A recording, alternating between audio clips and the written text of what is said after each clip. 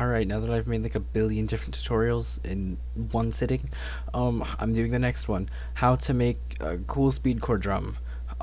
Yeah, it's really simple actually. Or just a pattern at least. I'm not gonna go on how to make the drums, but right here I have a drum sampled from Coberio. They're a cool speedcore artist. So what I do with the kick is I put it on its own channel and I throw in most of the time I throw in ozone imager or something, or just something to like widen it to make it just bigger sounding, make it have like a heavier impact. Sometimes I sidechain it to another thing so it sidechains to the kick, but that can get chaotic, especially with speedcore. But here's how you make a speedcore pattern. So all you do is just put like a bunch of notes down like this. I always start with like slower and I get faster and faster over time, and then in here like I'll put like fills to where it goes faster, like dun dun dun dun dun dun. Yeah. You just throw these in anywhere really until it just sounds cool. You just follow your ear, and then up here you can click here and you can do a roll. These are cool. These make it go really fast. Don't use dynamic because it adjusts the volume and it sounds really weird when you do that. But yeah, and you get something like this. Okay, because this tutorial was literally tiny, I'm gonna show you how to make the kicks sound better with the pattern, because this is just really basic. So what we're gonna do is I'm just gonna find some random ass kick. I'll look in my vengeance packs. Yeah, just like layer kicks on top of the pre-existing kick and you get really cool sounds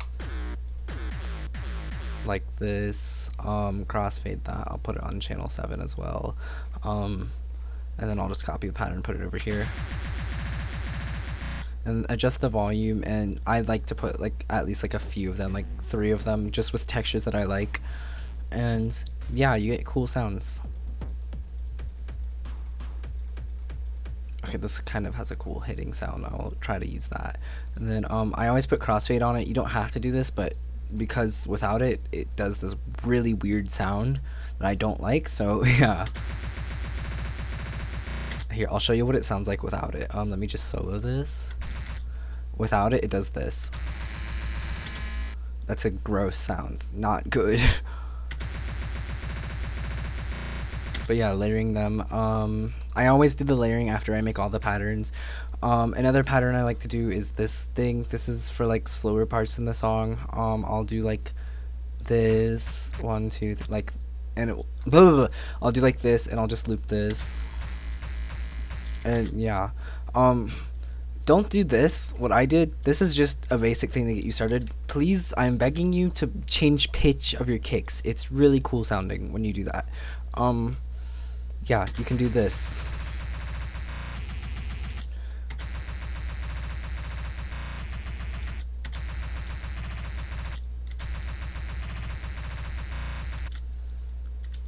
Let's just move. This sounds really bad. Yeah, I could not do that. Okay, maybe don't do that. But you do you. Whatever sounds good to you, do it. Go with it, please. There's no correct way to make speedcore sound good. Just follow your ear. That's all you need. And yeah, that's how you make a cool speedcore pattern. Here, I'll like show it as an example in this.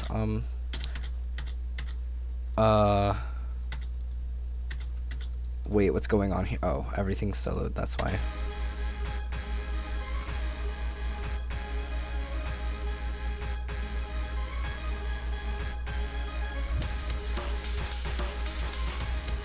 Yeah, another thing about making speedcore, throw aim breaks on top of it. It sounds really cool. I'll make an aim break chopping tutorial later, but I don't want to right now. Yeah.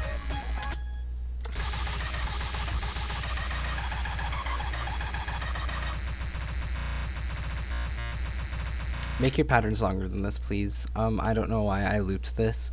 But yeah, make your patterns longer. For cool sound. You don't have to, but it's recommended.